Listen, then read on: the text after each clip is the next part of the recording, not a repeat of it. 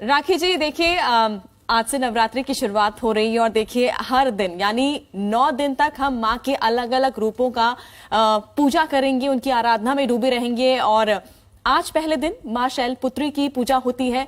किस तरह से माँ शैलपुत्री की पूजन विधि के बारे में अगर बात करें तो वो थोड़ा विस्तार से बताइए। नमस्कार, मेरा नाम है डॉक्टर वाई राखी और आप सभी दर्शकों को बहुत बहुत शुभकामनाएं नवरात्रों की, लेकिन उससे भी ज्यादा शुभकामनाएं, wish you very very happy new year. जी हाँ, आज हिंदू पंचांग का आरंभ होता है। विक्रम संवत 2080 है, जिसका राजा बुध है और जिसका महामंत्री शुक्र है। ओए होए, तो जिंदगी बदलने वाली। और आज से चैत्र मास का महीना और प्रतिपदा तिथि नवरात्रि आरंभ हो रहे हैं। अगर आज चंद्रमा की बात की जाए तो चंद्रमा मीन राशि के अंदर रहेगा। दिन बहुत ही खूबसूरत है और शुक्ल पक्ष है। आज के दिन की बात मैं आपको बता दूं कि शोभाकृत, इस संवत का जो नाम है वो शोभाकृत है। इसकी सबसे अच्छी खासियत ये होती है कि व्यापारियों के लिए बहुत अच्छा है, मतलब हर किसी की शोभा समाज में बढ़ेगी और आपको बहुत ज्यादा लाभ होगा। अब बात मां शैलपुत्री की।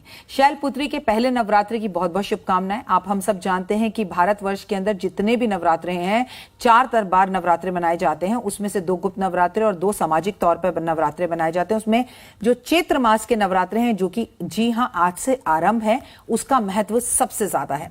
मैं आपको यहां बता दूं, आज शैलपुत्री की पूजा की जाती है और मां को पार्वती का ही रूप कहा जाता है। हम आपको पूरे 9 दिन इनके स्वरूपों के बारे में अलग अलग तरीके से बताएंगे। आज मां की पूजा करें, मां को एक चौकी लें, उस पर लाल कपड़ा बिछाएं, उसमें अपने घर के अंदर मां की मूर्ति या तस्वीर जो भी है वो स्थापित करके सुंदर दीप घी भर कर करें तैयार। और मां के समक्ष आप गुलाब के फूलों की माला, कमल के फूल अर्पण करें, हल्दी, रोली, कुमकुम, ये सब चीजें अर्पण करके 5 तरह के फल अर्पण करें। व्रत रहें और व्रत का संकल्प करें कि आप पहला और आखिरी व्रत रखेंगे या शुरू के 2 व्रत एक साथ रखेंगे और या फिर आप 9 व्रत रखेंगे। इस तरह से मां की आराधना करें। क्योंकि नवरात्रि कहा जाता है तो मैं आपको बता दूं, आज कलश स्थापना का विशेष महत्व होता है। आप आगे पीछे कभी भी कलश स्थापित करें ना करें, पर इस नवरात्रि में कलश स्थापित जरूर करें, क्योंकि मैं बता दूं इस बार बड़े अच्छे सहयोग बन रहे हैं। कई तरह के हमें जो है योग मिल रहे हैं और ये वर्ष बहुत कुछ आपको देने वाला है। जब भी बुध होता है राजा, तो उस वर्ष वर्षा बहुत होती है और इस बार मां नाव में बैठकर आई है, तो नाव में बैठकर आने से इस वक्त वर्षा बहुत ज्यादा होगी और मनोकामनाएं पूर्ण होंगी। मां की जोत जलाइए और घर के अंदर सुहागनों को कहूंगी कि आज हरे रंग के और लाल रंग के कपड़े जरूर पहने आप। बिल्कुल। और अगर राखी जी अगर बात करी जाए शुभ मुहूर्त की, घट स्थापना कब करनी चाहिए और कब पूजा करनी चाहिए? घट स्थापना करने के लिए सबसे पहली बात मैं कहूंगी कि आपके मन में अक्सर ये सवाल होता है कि जी हमारी तो दवाइयां चलती हैं, हमें थायराइड है या कुछ है, तो बिल्कुल परेशान ना हो। अगर 1 कप चाय पीकर भी आप पूजा करना चाहते हैं, दवाई लेकर आप पूजा करना चाहते हैं, तो प्लीज ले लीजिए। इनफैक्ट आप 5 बादाम भी खा सकते हैं अगर आपकी हेल्थ सही नहीं है तो। आपको घट स्थापना की बात करूं तो अब से लेके दोपहर 12:30 बजे तक जब भी आपका दिल करे आप घट स्थापना कीजिए, कोई परेशानी की बात नहीं है। सारे के सारे टाइम शुभ और मुहूर्त अच्छा चल रहा है, लेकिन सबसे अच्छा मुहूर्त होता है विक्रम संवत 2080 के अंदर बात करें कि हम 4 बजे सुबह उठकर अपने घर में स्थापना करें। आप में से बहुत सारे लोग कर चुके होंगे, जैसे कि मैं भी यहां आई हूं तो मैं स्थापना कर चुकी हूं और आप में से भी बहुत सारे लोग घट स्थापना कर चुके होंगे। तो आप अगर घट स्थापना करना चाहते हैं तो अभी पूरे परिवार के साथ मिलकर एक जगह पर बैठकर एक साथ होकर अगर घट स्थापना करें तो हुए बहुत अच्छा रहेगा। लेकिन हाँ, कलश जब भी स्थापित करें उसके अंदर थोड़ी सी हल्दी, थोड़ा सा कुमकुम, थोड़ा सा सिंदूर, थोड़ी सुपारी, 2 गोमती चक्र और 1 रुपए का सिक्का जरूर डालें आप। राखी जी बिल्कुल ही आपने बहुत ही अच्छे से जानकारी दी है कि आखिर किस तरह से मां को हम खुश कर सकते हैं, पूरे विधि विधान के साथ पूजा कर सकते हैं। लेकिन कुछ लोग होते हैं जो नवरात्रि को तो मानते हैं लेकिन वो इतने डिटेल में जो है पूजा अर्चना नहीं कर पाते, उनके लिए अगर कुछ बताएं आप जानकारी। देखिए, अगर आप डिटेल में भी पूजा कर रहे हैं, बिल्कुल माँ के परम भक्त हैं, तो भी आपको ये नियम अपनाने चाहिए। और अगर आप पूजा बहुत ज्यादा नहीं भी करते, भाई ऑफिस जाना है और हमें शायद हमारे एकल परिवार है, हमारी सासू माँ साथ में नहीं है, तो हमें उतनी नॉलेज नहीं है, तो घबराने की जरूरत नहीं है आपको। आप एक बात समझिए, आप दरबार पर बैठी हुई माँ की पूजा के अधिकारी तभी हैं जब आप अपने घर में बैठी हुई माँ के साथ अपने संबंधों को सही करें। जिस महिला ने आपको ये दुनिया दिखाई, जिसने आपको जन्म दिया, जिसने आपको पेंसिल पकड़ने से से लेकर आपको कामयाबी के पहले ऑफिस की शिखर पर सीढ़ी पर चढ़ाना सिखाया, उस माँ की पूजा जरूर करें। आज अपनी माँ को प्रणाम करें। आज आप अपनी माँ को किसी धार्मिक मंदिर स्थान पर लेकर जाएं, माँ को चरण स्पर्श करें, माँ को तोहफे दें, गिफ्ट दें। आपकी माँ का घर में चश्मा टूटा हुआ है और आप मंदिर में जाकर माँ को नारियल अर्पण कर रहे हैं तो उसका कोई फायदा नहीं है। तो अगर आप बहुत नियमों का पालन नहीं कर सकते, तो अगर आप दूर हैं तो माँ को वीडियो कॉल करें, घर में ही हैं तो माँ को प्रणाम करें। किसी भी तरह से अपनी सासू माँ और माँ के साथ अपने संबंधों को मधुर और बढ़िया करें, फिर चाहे आप बड़ी बड़ी पूजा करें ना करें, क्योंकि जो माँ की पूजा करता है स्वयं भगवती उसकी पूजा करती है। बिल्कुल। और देखिए, माँ से बढ़कर और कोई नहीं होता। हाँ, माँ ही हमारी जो पहली भगवान वो होती हैं। और देखिए, अगर माँ शैलपुत्री की अगर हम बात करें तो कोई मंत्र होता होगा कि जिसके जरिए हम मंत्रों का जाप करके माँ को खुश कर सकते हैं? देखिए, यूं तो कई मंत्र होते हैं, लेकिन सबसे बड़ा माँ का जो मंत्र होता है वो जय माता दी होता है। अगर ज्यादा कुछ नहीं आता तो जय माता दी बोले, ओम ह्रीं क्लीं चामुंडाय विच्चे बोले, ओम दुर्गाय नमः बोले, या देवी सर्वभूतेषु शक्ति रूपेण संस्थिता नमस्तस्ते नमस्तस्ते नमस्तस्ते नमो नमः। तो कोई भी मंत्र जाप करें, और उससे भी उत्तम श्री राम, जय राम, राजा राम, राम जी का मंत्र जाप जितना भी आप ज्यादा करेंगे उससे माता भगवती भवानी बेहद खुश होती हैं। बिल्कुल राखी जी, और लोगों को ये बात जानना बहुत ज्यादा जरूरी कि आप चाहे जितनी भी भक्ति कर ले, जितनी भी पूजा कर ले, पूरी विधि विधान के साथ कर ले, लेकिन अगर आपके कर्म अगर अच्छे नहीं हैं, अगर आप लोगों के साथ अच्छा बिहेव नहीं करते, तो ये भी काफी मायने रखता है। देखिए, एक तरफ तो आपने व्रत रखा हुआ है, ठीक है, आप दूसरी तरफ जब भी मुंह खोल रहे हैं अपशब्द बोल रहे हैं, गंदा बोल रहे हैं, आप गाड़ी चलाकर ऑफिस आ रहे हैं, आपकी गाड़ी गलती से लग गई, सामने वाले के साथ आप झगड़ रहे हैं और उसे गुस्सा दिला रहे हैं, वहीं आपके कर्म खराब, वहीं आपका व्रत खत्म। तो भाई भले आप व्रत ना रखें, भूखे ना रह सकें, बहुत लोग नहीं रह सकते भूखे, तो भूखों को खाना खिलाइए, कर्म अच्छे कीजिए, लोगों को कॉम्प्लीमेंट दीजिए, गले लगाकर आज जो है नव वर्ष की शुभकामनाएं दीजिए। अपने घर के आंगन को जो है आप बहुत जरूरी अशोक के पेड़ों से, आम के पेड़ों से दरबार लगाएं, दीपक जलाएं, झंडे ध्वज फहराएं, एक दूसरे को नव वर्ष की शुभकामनाएं दें, बिल्कुल वैसे ही जैसे आप 1 जनवरी को देते हैं, क्योंकि 1 जनवरी इंग्लिश कैलेंडर से, हिंदू पंचांग के हिसाब से विक्रम संवत 2080 शोभाकृत जो संवत का नाम है वो है, और आपकी शोभा को बढ़ाता है। यकीन मानिए आपका जीवन बहुत खूबसूरत हो जाएगा। बिल्कुल सही कहा आपने, अगर आपकी वाणी अच्छी नहीं है तो आप किसी को पसंद नहीं आएंगे। अगर दही को चीनी मिलाकर अंधेरे कमरे में भी खाया जाए तो वो मीठा ही लगेगा। कर्म अनजाने में भी अच्छे किए जाएं तो वो आपको अच्छा ही फल देंगे, और कर्म अनजाने में गलत भी किए जाए तो वो आपको आपका फल देंगे। इसलिए कर्मों पर जस्ट बिलीव इन कर्मा और कर्म अच्छे करें। और साथ ही राखी जी, हमने देखा है कि जब भी नवरात्र शुरू होती है, घर के जो बड़े होते हैं वो तो सारे जो नियम कानून जो हैं वो सब मानते हैं, लेकिन जो बच्चे होते हैं वो कई बार उन्हें मनाना काफी मुश्किल हो जाता है। तो बच्चों को लेकर कोई यहाँ पर जानकारी?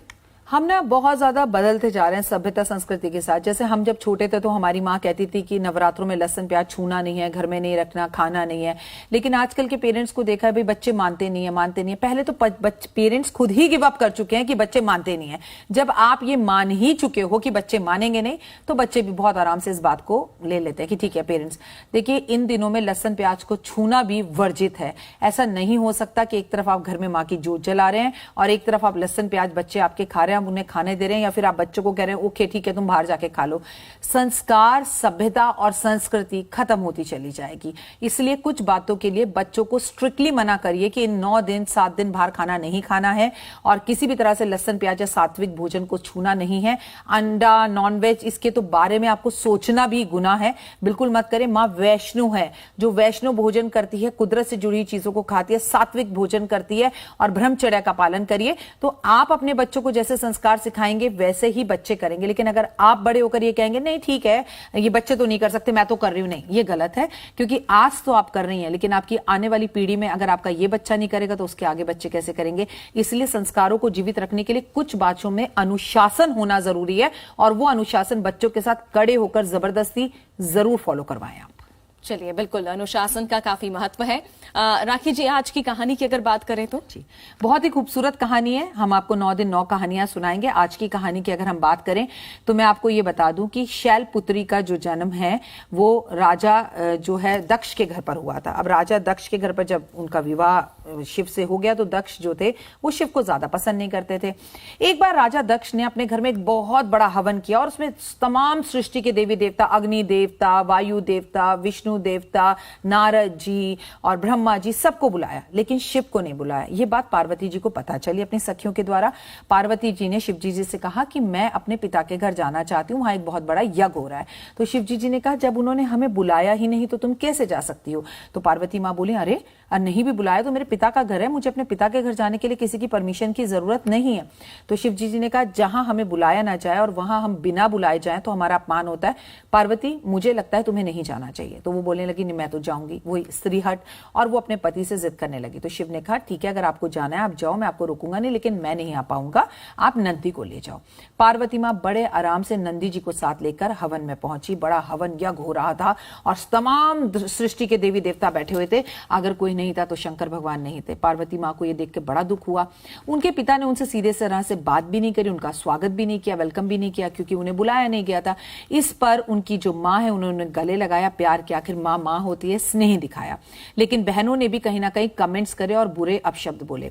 पार्वती माँ ने अपने पिता दक्ष से बोला पिताजी आपने सबको बुलाया लेकिन मेरे पति श्री को क्यों नहीं बुलाया? इतने पर राजा दक्ष जो है शिव जी के लिए अभद्र भाषा का प्रयोग करने लगे। पार्वती माँ ने अपने दोनों कानों पर हाथ रखे और बोला कि मैं अपने पति की इतनी निंदा सुन रही हूं, मैंने उनके कहने पर, उन्होंने मुझे रोका था, मुझे उनके कहने पर रुक जाना चाहिए था, मैं यहां आई। उसी हवन कुंड में, यज्ञ कुंड में वो कूद गई और उन्होंने अपने प्राण की आहुति दे दी और वो वहीं पर खत्म हो गई। इसके बाद उनका अगली कहानी अगले दिन आपको पता चलेगी, क्योंकि 9 दिन की लंबी कहानी है। इसके बाद ये बात शंकर भगवान को पता चली। लेकिन इस कहानी से आपको पता है क्या चलता है? अगर आप सुहागन हैं और आप व्रत रख रही हैं, ऐसा बिल्कुल मत करिए कि एक तरफ तो आप व्रत रख रही हैं, एक तरफ आप अपने पति से झगड़ा कर रही हैं, आप शब्द बोल रही हैं, उनकी निंदा कर रही हैं, उनसे लड़ाई कर रही हैं, उन्हें तू तड़ाक करके बात कर रही हैं, तो आपके व्रत रखने का कोई फायदा नहीं। क्योंकि माँ पार्वती ने इस कहानी में हमें यही संदेश दिया कि अपने पति की निंदा करना तो दूर की बात है, सुनने तक से स्त्री को जो है अपने पति को अपना मुख नहीं दिखाना चाहिए। इसलिए वो शिव को अपना मुख नहीं दिखा पाई और अग्नि में सुहा हो गई। ये है इस कहानी का तात्पर्य। बिल्कुल। राखी जी, अगर माता को खुश करना है तो क्या भोग लगाया जाए? बहुत अच्छा बात किया। 9 दिन के 9 भोग होते हैं। आज माँ को सफेद दूध से बनी हुई चीजों का भोग लगाएं। लेकिन अगर आप चाहती हैं आपका व्यापार बहुत अच्छा चले, अगर आप चाहते हैं कि आप अखंड सौभाग्यवती रहें, आपके पति को लंबी आयु मिले, सब कुछ अच्छा हो, तो आज एक सूखा गोला हम लेते हैं और सूखा गोला लेकर एक पैकेट मिश्री का लेते हैं, 100 ग्राम मिश्री लेते हैं और माँ पार्वती को अर्पण करना है ये। और अगर माँ की बात की जाए तो आज माँ के समक्ष कपूर का दीपक जरूर जलाना है। आज माँ को सफेद फूल अर्पण जरूर करने हैं। और भोग की बात की जाए तो आज माँ को घी का भोग लगाया जाता है। जी हाँ, घी में आप थोड़ी चीनी मिला सकते हैं, थोड़ा गुड़ मिला सकते हैं और उसके बाद पूरा परिवार इस घी को खा भी सकता है। इससे माँ आपको लंबी आयु और धन बहुत सारा देती है। धन ही धन होता है आपके जीवन में। और साथ ही राखी जी, अगर अलग अलग राशियों की अगर हम बात करें तो किस तरह से हर एक राशि पर जो है असर देखने को मिलेगा? देखिए, वैसे भी विक्रम संवत 2000 मैंने आपसे बोला 80 आज से शुरू हो रहा है, हमारा नववर्ष शुरू हो रहा है। तो मेष राशि की बात कर लेते हैं। मेष राशि के लिए समय बहुत अच्छा रहने वाला है और आपकी जिंदगी के अंदर बाहर आएगी। अगर आपके भोग की बात की जाए, माँ को क्या अर्पण करें, तो आज माँ को नारियल अर्पण करें। वृषभ राशि की बात की जाए तो आपको विदेश से जुड़ी हुई कोई अच्छी सफलता मिल सकती है, रुके हुए काम बन सकते हैं। आज आप माँ को दही अर्पण करें। मिथुन राशि की बात की जाए तो मिथुन राशि वाले आज आपका जीवन सफल होगा। खासकर अगर आप विद्यार्थी हैं तो कोई गुड न्यूज आपको मिल सकती है जिसका आप लंबे समय से इंतजार कर रहे थे।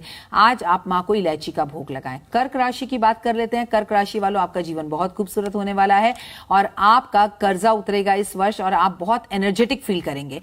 आपको अगर आज माँ को भोग लगाना है तो दही का भोग लगाना है। बात करते हैं सिंह राशि की। सिंह राशि वालों, आपको आज शेयर मार्केट में अच्छा प्रॉफिट हो सकता है। लंबे समय से आ रही बीमारियों से निजात मिल सकता है। लेकिन आज पैसा इन्वेस्ट करने से पहले 2 बार सोचे, अपने बड़ों का आशीर्वाद लें। आज आपको मां को जो भोग लगाना है वो बेहद जरूरी है कि पिस्ता भोग लगाएं। कन्या राशि की बात कर लेते हैं। कन्या राशि वालों, आपके लिए नया व्यापार, नया काम, नौकरी में इंक्रीमेंट या प्रमोशन मुझे मिलता हुआ दिखाई दे रहा है, तो आपके लिए भी समय बहुत अच्छा है। और अगर आपको कुछ आज मां को भोग लगाना है तो मां को बेसन के लड्डू भोग लगाने हैं। बात करेंगे तुला राशि की। तुला राशि, आपका जीवन बहुत खूबसूरत है और आगे जाकर आपको कोई लंबी यात्रा करनी पड़ सकती है और ये यात्रा जो है धार्मिक यात्रा भी हो सकती है। इससे आपको काफी लाभ होगा, लेकिन चर्म रोगों से आपको बचना होगा। आज आपको अगर मां को कुछ भोग लगाना है तो केसर का दूध। बात वृश्चिक राशि की, वृश्चिक राशि वालों, आज लंबे समय से जो नौकर चाकर आपका काम छोड़कर चले गए थे वो लौट के वापस आ सकते हैं। थोड़ी सी ऐसे वाली राहत लेंगे आपकी, हो कोई काम बड़े दिनों से मैं सो नहीं पा रहा था, परेशान था, वो काम हो जाएगा। आज आपको मां को बेसन की बर्फी भोग लगानी है। बात करेंगे अगली राशि धनु राशि की, और धनु राशि अगर आपकी बात की जाए तो आज आपके लिए एक ऐसा दिन है जब आपके घर में अचानक से मेहमान आएंगे और आपकी प्लानिंग पूरी होंगी और आपके विवाह के प्रस्ताव भी आ सकते हैं। अगर आपको कुछ भी चीज भगवान को भोग लगानी है तो वो केसर का भोग लगाना है। बात करते हैं मकर राशि की। मकर राशि वालों, आपके ऊपर कोर्ट कचहरी के केसेस थोड़े से बढ़ सकते हैं, लेकिन आप उनसे निजात पा सकते हैं अगर आप आज मां को काले तिल का भोग लगाएं, काले तिल के लड्डुओं का भोग लगाएं। बात करेंगे कुंभ राशि। आपकी वाणी बड़ी अच्छी रहेगी, आप बहुत मीठा बोलेंगे, जीवन में खुशियां आएंगी, लाइफ खूबसूरत दिखेगी, कॉन्फिडेंस एक अलग सा रहेगा। आपको जो भगवान को भोग लगाना है वो बेहद ज्यादा जरूरी है, घी और चीनी का भोग लगाएं। अब बात करते हैं आखिरी राशि मीन राशि, जिसमें चंद्रमा भी है, तो मूड स्विंग्स होंगे, मां के ज्यादा लाडले बनेंगे, आज मां से ज्यादा प्यार होगा आपको और आपका मन खुश रहेगा। आप जो चाहेंगे मन की इच्छा पूर्ण होगी। आज आपको मां को बेहद बेहद ज्यादा जरूरी है जो भोग लगाना है वो लगाना है चने का भोग। बिल्कुल। चलिए, अलग अलग राशियों की बात हमने यहाँ पर कर ली राखी जी। और अगर पूरी नवरात्रि की हम बात करें, पूरे 9 दिनों तक किन बातों का ध्यान रखना काफी ज्यादा जरूरी है? क्या करें, क्या ना करें? क्या करें? सबसे पहले सुबह जल्दी उठें, काले और लाल कपड़े पहने, हरे कपड़े पहने, गुलाबी कपड़े पहने, कन्याओं का मान सम्मान हमेशा करें। ऐसा नहीं है सिर्फ नवरात्रि पे तो खासकर करें। मां को खुश रखें, मां के पांव छुएं, मां का आशीर्वाद लें और दान पुण्य जरूर करें, हवन जरूर करें, मंत्र जाप जरूर करें, दुर्गा चालीसा, दुर्गा कवच, दुर्गा सप्तशती का पाठ जरूर करें, सात्विक भोजन करें, खुश रहें। आपकी वजह से किसी के चेहरे पर मुस्कान आए, मंदिर जरूर जाए। अब क्या ना करें? बिल्कुल भी तामसिक भोजन ना करें, गुस्सा ना करें, देर तक ना सोएं, व्रत रखकर दिन में ना सोएं, लड़ाई झगड़े ना करें, काले नीले कपड़े ना पहने, बालों को कस के बांध के रखें। अगर खोलने भी है तो आधे क्लच आधा क्लिप लगाइए, जैसे मैंने इस वक्त लगा रखा है। प्लस इस बात का भी ध्यान रखिए कि आप परफ्यूम ड्यू का इस्तेमाल करें। और एक बात हमेशा याद रखिए कि इस टाइम पर किसी का दिल बिल्कुल ना दुखाएं, और उसमें सबसे पहले जो नाम आता है वो आपकी मां, आपकी सासू मां और आपकी पत्नी। बिल्कुल। और ऐसे में इन 9 दिन, अगर कई बार ये होता है कि लोगों का ये मानना होता है कि हम इस दिन व्रत रख लेंगे, इस दिन व्रत रख लेंगे, तो ये क्या मतलब मायने रखता है? या 9 दिन ही अगर व्रत रख रहे हैं तो ही फल मिलेगा? उपवास और व्रत में फर्क होता है। अगर व्रत रखना है तो आप उसमें भोजन ना खाएं। अगर आपसे देखिए, अपने आप को, शरीर को कष्ट पहुंचा के कोई भी चीज ना करें। उपवास रखें या व्रत रखें, एक बात याद रखें, भोजन एक टाइम खाएं, नमक वाला खाएं, मीठा खाएं, ये आपकी चॉइस है। लेकिन कष्ट देकर कि जी हम तो पानी भी नहीं पियेंगे, जी हम तो लौंग पे रख लेंगे, जी हम तो ऐसा करेंगे, नहीं नहीं नहीं, ऐसा करने से आपके परिवार वालों को भी कष्ट होगा, उनका पूरा कॉन्सेंट्रेशन आपकी तरफ रहेगा। ऐसी पूजा का कोई पार्ट नहीं। मन से व्रत रखिए, जो आपका शरीर आपको अलाउ करता है वो व्रत रखिए। या तो आप पहले के 2 व्रत रख लीजिए या आखिरी के 2 व्रत रख लीजिए। जो हमारे बुजुर्ग करते आए हैं कि एक व्रत पहला रख लीजिए, एक व्रत आखिरी रख लीजिए। अगर आप नौमी पूछते हैं तो अष्टमी रख लीजिए, आप अष्टमी पूछते हैं तो सप्तमी रख लीजिए। लेकिन व्रत रखने से ज्यादा जरूरी है कि कोई अगर व्रत रख रहा है और उसकी आर्थिक स्थिति ऐसी नहीं है कि वो दही खरीद सके, वो चिप्स खरीद सके या कुट्टू या सिंघाड़ा खरीद सके, तो उसकी मदद कीजिए। वो सबसे बड़ा व्रत है।